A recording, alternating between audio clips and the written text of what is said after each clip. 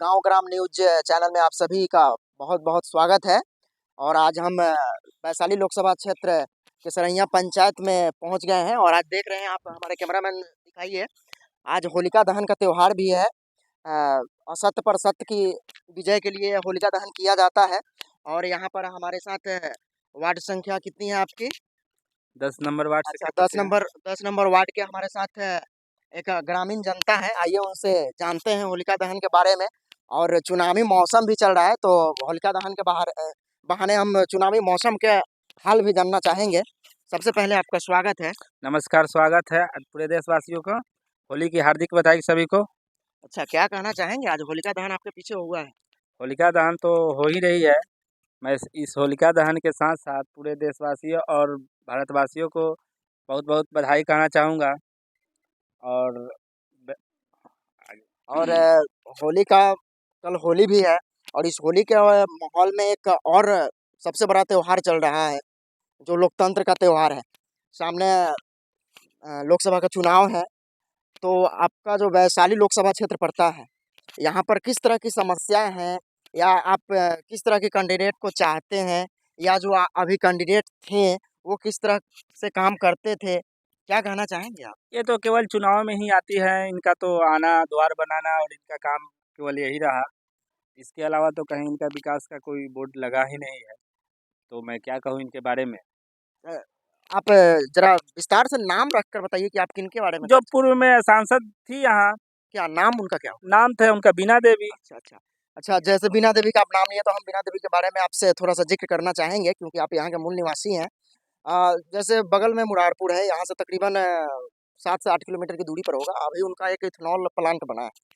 तो बहुत आम ग्रामीणों का कहना है कि उनके प्लांट में लोकल को नहीं लिया जा रहा है। उनके प्लांट में बहुत दूर-दूर से वर्कर को लाया जा जा रहा है, जैसे राजस्थान, लुधियाना से। तो खासकर अगर वो लोकल को नहीं लिया जा रहा है, और खासकर बिहार के मुख्यमंत्री जी का ये सपना है कि बिहार में हम जाल बिछाए कंपनी का, ताकि बिहार के युवा बाहर नहीं जाए। और कितना भी जाल सरकार वादा करे, लेकिन वैसा होता हुआ दिख नहीं रहा है। आज भी ट्रेनें भर-भर के जा रही है। बाहर से ट्रेनें भर-भर कर आई है बिहार में, और जब होली खत्म होगा तकरीबन, तो यहाँ से भी भर-भर कर गाड़ियाँ जाएँगी। लेकिन सरकार कहीं न कहीं विफल होती हुई नज़र आ रही है। और उसमें भी जब सरकार एक मौका दी है, एक कंपनी का निर्माण हुआ है सरकार के सहयोग से, और यहाँ पर सांसद बीना देवी जी की पुत्री का वो कंपनी है। और खासकर यहाँ के आम नागरिकों का उसमें नौकरी ना मिलना, क्या दुर्भाग्य है ये। बिल्कुल दुर्भाग्य है, इसमें कहने की क्या बात है। तो पूरा सितम छाया हुआ है युवाओं के दिल पर कि यहाँ के आम जनता लोग काम नहीं कर पा रहे हैं, उसमें कहीं किसी को जगह नहीं मिल पा रही है। यहाँ केवल गंध और दुर्गंध खाने के लिए यहाँ के लोग यहाँ खड़े हैं और वोट दे दुर्गंध खाएं, अपने स्वास्थ्य को हानि पहुँचाए। इन अच्छा, लोगों का यही मंसूबा है, दूसरा क्या। अच्छा, एक चीज़ और बताइए हमें, जैसे कि हमें खबर मिली है, और खबर क्या है, ये सच्चाई है कि जैसे अभी आप बीना देवी का ज़िक्र किए। बीना देवी अब से कुछ समय पहले चाचा उनके, जो चिराग पासवान जी के चाचा हैं, पशुपतिनाथ पारस जी के गुट में थे वो। बट भगदड़ की स्थिति बनती है। आप जानते हैं कि चुनावी मौसम में इधर से उधर होते रहते हैं लोग। लेकिन बीना देवी का अचानक चिराग पासवान जी के गुट में शामिल हो जाना, आप इसको किस तरह से देखते हैं? बस केवल सांसद सीट के लिए, दूसरा कोई इसमें कोई ऑप्शन नहीं है। विकास कार्यों के लिए नहीं, केवल टिकट के लिए ही इधर से उधर करना है। अच्छा, एक चीज़ हम, सत्ता पर राज करना ही मूल। जैसे कि हम इधर से निकले हैं साहेबगंज सोमगढ़ में देखे हैं, बहुत ऐसे गेट का निर्माण किया गया है। वहाँ पर अधिकतर, मतलब किसी बैकवर्ड को बाई चांस ही नाम अंकित देखा गया है कि किसी बैकवर्ड का वहाँ पर नाम अंकित हो। इसके बारे में आप क्या कहना चाहेंगे? देखिए, दरअसल जो गेट द्वार बनाया गया है, उसमें बैकवर्ड फॉरवर्ड तो हुआ ही है, लेकिन कहीं-कहीं बैकवर्ड का भी नाम दिया गया है। लेकिन उस गेट से बैकवर्ड हो या फॉरवर्ड हो, गेट से युवा साथियों को क्या मिलेगा? यही तो हमको समझ में नहीं आ रहा है। उससे रोज़गार नहीं मिल पाया, ना 2 रुपया आमदनी हो पाएगा, तो उससे गेट बनने से क्या फ़ायदा? बताइए। जी हाँ, तो आप सभी सांसद तक न्यूज़ सुन रहे हैं, और आप सभी जान रहे हैं, देख भी रहे हैं कि यहाँ के युवाओं का कहना है कि गेट बनाने से हमें क्या होगा? एक साधारण से यहाँ पर कंपनी का निर्माण होता है, जिनके ओनर हैं उनके पुत्री और उनके पुत्र। वहाँ पर यहाँ के आम नागरिकों को जॉब नहीं मिल पा रही है। आम नागरिक दर-दर की ठोकरें खा रहे हैं। और आम नागरिकों का सख्त शिकायत है कि राजस्थान के वर्कर को यहाँ पर जॉब पर रखा जा रहा है, लेकिन आम नागरिकों को तवज्जो नहीं दी जा रही है। क्यों? क्योंकि वहाँ पर बताया जा रहा है कि आप लोकल हैं, लोकल को हम नहीं रख सकते हैं। तो कहीं न कहीं जब वीणा देवी आपके पास आएगी वोट के लिए, तो लोकल भी बहुत बड़ा मुद्दा होगा कंपनी का।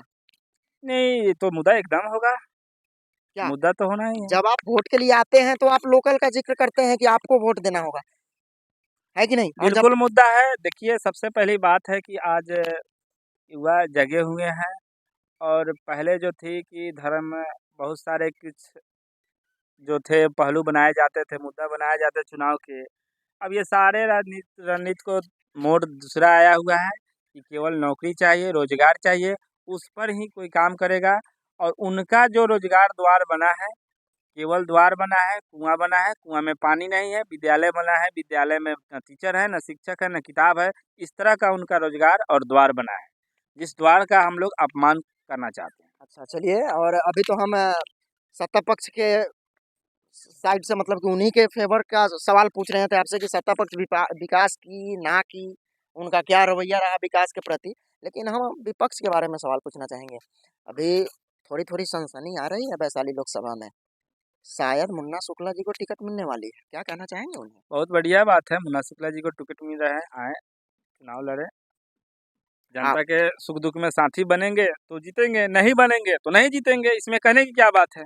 अच्छा चलिए बहुत-बहुत धन्यवाद इसके लिए और एक चीज़ और बताइए अभी रोज़गार वहाँ पे मुहैया कराएँ। तेजस्वी जी पूर्व में 17 महीना बिहार में शासन में थे। उनके शासनकाल को आप किस तरह से देखते हैं?